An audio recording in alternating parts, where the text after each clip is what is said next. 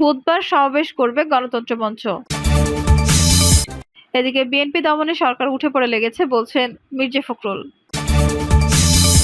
জানাবো ফখরুলের জামায়াত যেকোনো প্রকারে ক্ষমতা দখলে মরিয়া বলছেন কাদের। কোটা আন্দোলন মানবাধিকার লঙ্ঘনের অভিযোগ তদন্তে জাতীয় গণতদন্ত কমিশন। এবং সর্বশেষ জানাবো জানিয়ে দেব 5 সংকটে বিএনপি। দর্শক শুনছিলেন সংবাদ শিরোনাম, এখন বিস্তারিত। বুধবার সমাবেশ করবে গণতন্ত্র মঞ্চ। কোটা সংস্কার আন্দোলনের নৃশংস হত্যাকাণ্ডের বিচার ও সরকার পদত্যাগের দাবিতে প্রতিবাদ সমাবেশ ও কর্মসূচি ঘোষণা করেছে গণতন্ত্র মঞ্চ। আগামী বুধবার সকাল 11টায় রাজধানীর পুরান পল্টন মোড়ে এই কর্মসূচি অনুষ্ঠিত হবে। তিনি বলেন, অচিরেই যুগপৎভাবে ধারাবাহিক কর্মসূচি ঘোষণা করা হবে। গণতন্ত্র মঞ্চ আগামী 31 জুলাই সকাল 11টায় পল্টন মোড়ে কোটা সংস্কারের দাবিতে আন্দোলন চলাকালে নৃশংস হত্যাকাণ্ডের বিচার এবং সরকারের পদত্যাগের দাবিতে প্রতিবাদ সমাবেশ কর্মসূচি ঘোষণা করছে। সংবাদ সম্মেলনে গণতন্ত্র মঞ্চের পক্ষ থেকে 6 দফা দাবি তুলে ধরেন সাইফুল হক।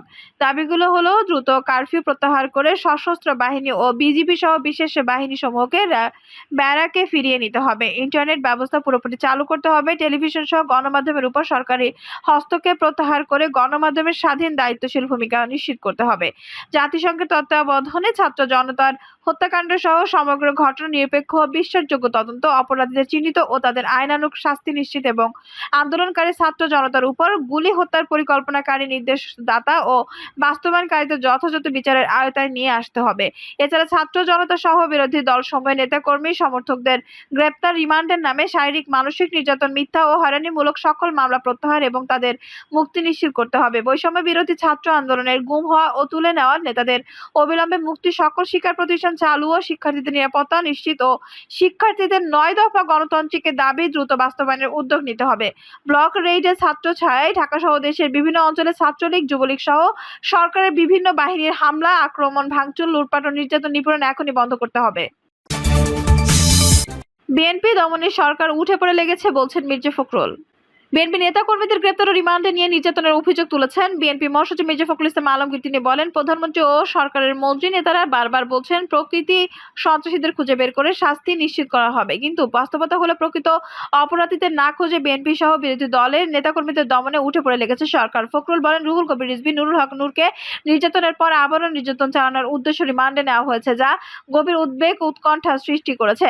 ছাত্রদল নেতা রিয়াদ ইকবাল এবং ব্র্যাক বিশ্ববিদ্যালয়ের শিক্ষক আসিফ মাহতাবকে গোয়েন্দা পুলিশ তুলে নিয়ে যাওয়ার পর এখনো পর্যন্ত তাদের কোনো সন্ধান পাওয়া যাচ্ছে না। বিবৃতিতে বিএনপি মহাসচিব বলেন, নিয়ন্ত্রিত গণমাধ্যম, ইন্টারনেট সংযোগ বিচ্ছিন্ন ও ভয়ভীতির কারণে দেশব্যাপী সরকারের নির্মম ও নির্দয় অত্যাচার এবং নিপীড়ন সব তথ্য তাৎক্ষণিকভাবে জানা সম্ভব হচ্ছে না। তবে বিভিন্নভাবে যে সকল তথ্য আসছে সেগুলো রীতিমতো লোমহর্ষক এবং মানবাধিকারের সুস্পষ্ট লঙ্ঘন। বিভিন্ন এলাকায় দিনে রাতে ও কারফিউ চলাকালে আইন শৃঙ্খলা বাহিনী দ্বারা ব্লক রেইড দিয়ে গ্রেপ্তার করা হচ্ছে। অনেকে তুলে নিয়ে গেলেও তাদের খোঁজ খবর পাওয়া যাচ্ছে না। তিনি বলেন, আটকের 24 ঘন্টার মধ্যে আদালতে সোপর্দ করার বাধ্যবাধকতা থাকলেও গ্রেপ্তার অনেককে 4 থেকে 5 দিন বা এরও বেশি সময়ের পর আদালতে নেওয়া হচ্ছে। অমানবিক নির্যাতন চালানো হচ্ছে। শিক্ষার্থী বা নেতাকর্মীদের আটক করতে বাসা বাড়িতে অভিযানের নামে পরিবারের সদস্যদের সঙ্গে অশালীন আচরণ ও বাসার আসবাবপত্র ভাঙচুর করা হচ্ছে। নেতাকর্মীদের বাসায় না পেয়ে পরিবারের সদস্যদের আটক করা হচ্ছে।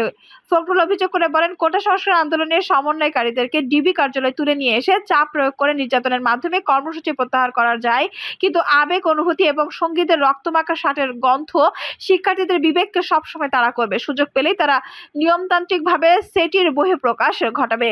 সরকারের সমালোচনা করে তিনি বলেন, এর আগেও এসব অন্যায়, অত্যাচার, আটক, নির্যাতন ও নিপীড়নের প্রতিবাদ করা হয়েছে, কিন্তু ফ্যাসিস্ট কর্তৃত্ববাদী আওয়ামী লীগ ভোটারবিহীন সরকার তা কর্ণপাত করেনি।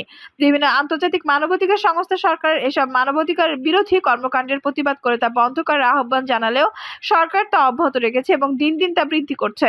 কোটা বিরোধী ছাত্র আন্দোলনের অনির্বাচিত ফ্যাসিস্ট সরকারের ক্ষমতার ভিত নড়িয়ে দিয়েছে। গণমাধ্যমের তথ্য তুলে ধরে ফখরুল বলেন, রাজধানীর 31টি হাসপাতালে চিকিৎসাধীন আহত মানুষের সংখ্যা 6,000-এর অধিক।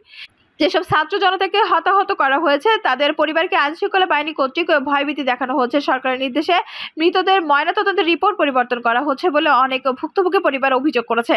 অনেককে ময়নাতদন্ত ছাড়াই আঞ্জুমান মফিদুল ইসলামের মাধ্যমে দাফন করা হয়েছে। বিবৃতিতে মির্জা ফখরুল বলেন, সরকার কর্তৃক প্রকাশিত চলমান আন্দোলনে নিহতদের নাম ও সংখ্যা গ্রহণযোগ্য নয়। গণমাধ্যমে প্রকাশিত সংবাদে এর সংখ্যা অনেক বেশি। কিশোরও আগে নিহতের নাম এই তালিকায় অন্তর্ভুক্ত হয়নি। অবিলম্বে সঠিক তালিকা প্রকাশের দাবি জানাই।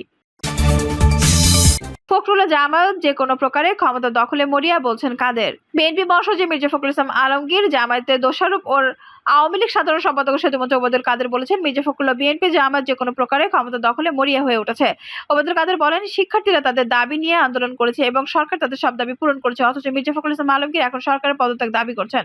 সরকারের পদত্যাগের দাবি শুধু সরকার বিরোধী বা দেশীয় বিরোধী অপশক্তি বিএনপি জামায়াতের। কোটা সংস্কারের আন্দোলনে সহিংসতার বিচার হবে জানিয়ে ওবায়দুল কাদের বলেন, এই সন্ত্রাস সহিংসতায় প্রতিটি হত্যাকাণ্ডের সুষ্ঠু তদন্তের জন্য সরকারের পক্ষ থেকে তদন্ত কমিশন গঠন করা হয়েছে। তদন্ত সাপেক্ষে হত্যাকাণ্ডের সঙ্গে জড়িতদের বিচারের আওতায় আনতে সরকারের বদ্ধপরিকর। মির্জা ফখরুল ইসলাম আলমগীর আন্দোলনে নিহতদের তালিকা প্রকাশ হয়নি মর্মে মন্তব্য করেছেন, অথচ সরকার পক্ষ থেকে স্বরাষ্ট্রমন্ত্রী সন্ত্রাস সহিংসতা ও নাশকতায় নিহতের সংখ্যা গণমাধ্যমের কাছে প্রকাশ করেছেন। তদন্ত প্রক্রিয়া শেষ হওয়ার আগে মির্জা ফখরুল ইসলাম আলমগীর এসব হত্যাকাণ্ড নিয়ে মন্তব্য করে বিষয়টিকে ভিন্ন খাতে প্রবাহিত করার অপপ্রচেষ্টা চালাচ্ছেন। কোটা আন্দোলন, মানবাধিকার লঙ্ঘনের অভিযোগ তদন্তে জাতীয় গণতদন্ত কমিশন। কোটা সংস্কার আন্দোলনকে কেন্দ্র করে বিপুল প্রাণহানি, শিক্ষার্থীদের নির্যাতন, গুলি ও গণগ্রেপ্তার সহ নানা সহিংস ঘটনায় সংবিধান প্রচলিত আইন ও মানবাধিকারের চরম লঙ্ঘনের অভিযোগগুলো তদন্তে জাতীয় গণতদন্ত কমিশন গঠন করা হয়েছে। এতে বলা হয়েছে, গত 16 জুলাই ঢাকা বিশ্ববিদ্যালয় এলাকায় বৈষম্য বিরোধী ছাত্র আন্দোলনের দমনে শিক্ষার্থীদের বেধড়ক পিটিয়ে সহিংসতার সূত্রপাত হয়।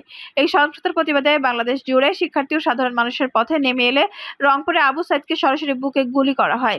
কিন্তু পুলিশ যখন মামলা দায়ের করে তখন সাধারণ ছাত্র ও জনগণকে দায়ী করা হয়।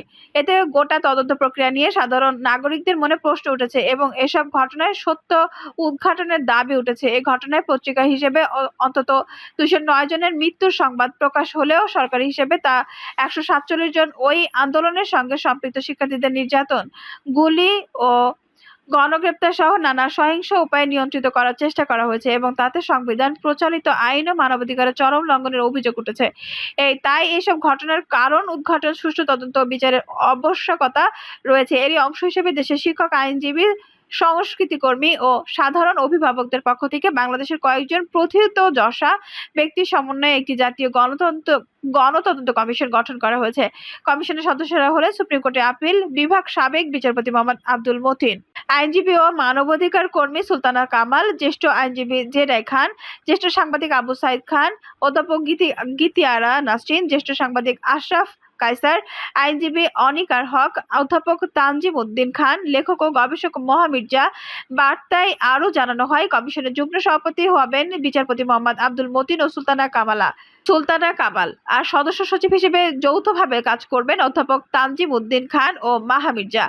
এছাড়া এই গণতদন্ত কমিশনে উপদেষ্টা হিসেবে থাকবেন জ্যেষ্ঠ আইনজীবী তোবারক হোসেন, জ্যেষ্ঠ আইনজীবী সারা হোসেন, আইনজীবী ও শিক্ষক ডক্টর শাহদিন মালিক, লেখক ও শিক্ষাবিদ অধ্যাপক সালিমুল্লাহ খান, শিক্ষক কাজী মাহফুজুল হক সুপন, আইনজীবী রাশনা ইমাম, আইনজীবী জ্যোতির্ময় বড়ুয়া ও শিক্ষক সাইমুন রেজা তালুকদার। জাতীয় গণতদন্ত কমিশনের পক্ষ থেকে সব সচেতন ব্যক্তিকে বৈষম্য বিরোধী ছাত্র আন্দোলনকে কেন্দ্র করে গত 1 জুলাই থেকে সাংগঠনিক বিভিন্ন সহিংস নির্যাতন, নিপীড়ন, হত্যা, গুলিবর্ষণ, হুমকি, মামলা ও মানবাধিকার লঙ্ঘন সহ সংশ্লিষ্ট বিষয়ে যাবতীয় তথ্য কমিশনের কাছে পাঠানোর জন্য শীঘ্রই অনুরোধ জানানো হবে। এই সংক্রান্ত অডিও, ভিডিও, ফটোগ্রাফ ও লেখাসহ যে কোনো ধরনের তথ্যই পাঠানো যাবে। 5 সংকটে বিএনপি। কোটা সংস্কার আন্দোলনের উপর ভর করে সরকার পতন ঘটানোর মহাপরিকল্পনা নিয়েছেন বিএনপি, কিন্তু সেই পরিকল্পনা ভেস্তে যাওয়ার পর এখন দলটি নিজেই নানা রকম সংকটে পড়েছে।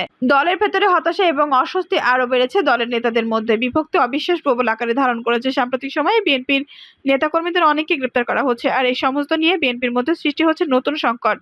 রাজনৈতিক বিশ্লেষকরা বলছেন, কোটা আন্দোলন নাক গলিয়ে বিএনপির এখন নিজেই সংকটে পড়েছে। বিএনপির মধ্যে এখন 5টি সংকট দৃশ্যমান হচ্ছে। এগুলোর মধ্যে রয়েছে নেতাদের নতুন করে গ্রেপ্তার। 28 অক্টোবরের তাণ্ডবের পর বিএনপির একাধিক শীর্ষ নেতাকে গ্রেপ্তার করা হয়েছে, আইনের আওতায় না আনা হয়েছিল। 7 জনের নির্বাচনের পর আস্তে আস্তে এই সব নেতাদেরকে ছেড়ে দেওয়া শুরু হয়। আবার বিএনপি নতুন করে প্রকাশ্য রাজনীতি শুরু করার চেষ্টা করে দল গোছানো শুরু করে। কিন্তু এর মধ্যে কোটা সংস্কার আন্দোলনের পর আবার বিএনপিতে ধারপাকড় শুরু হয়েছে। এর ফলে আবারও দলের শীর্ষ নেতারা গ্রেপ্তার হচ্ছেন, অনেকে পালিয়ে যাচ্ছেন। এর ফলে বিএনপি সাংগঠনিকভাবে বিপর্যস্ত হয়ে পড়েছে বলেই মনে করছেন রাজনৈতিক বিশ্লেষকরা। দলের ভেতর সন্দেহ, অবিশ্বাস, কোটা সংস্কার আন্দোলনের ব্যর্থতার পর বিএনপির মধ্যে পারস্পরিকভাবে সন্দেহ, অবিশ্বাসে ক্রমশ দানা বেঁধে উঠেছে। দলের নেতারা একে অন্যকে বিশ্বাস করতে পারছেন না। বিশেষ করে মির্জা ফখরুল ইসলাম আলমগীর কেন এখনো গ্রেপ্তার হলেন না, রিজভীকে কেন গ্রেপ্তার করা হলো ইত্যাদি নানা প্রশ্ন এখন বিএনপিতে পল্লবিত হচ্ছে। বিএনপিতে যখন সাংগঠনিক পুনর্গঠনের প্রক্রিয়া শুরু হয়েছিল তখন বিএনপির ভেতরে ধরপাকড় দলটিকে আবার বিভক্ত মুখ নিয়ে গেছে বলে মনে করছেন রাজনৈতিক বিশ্লেষকরা।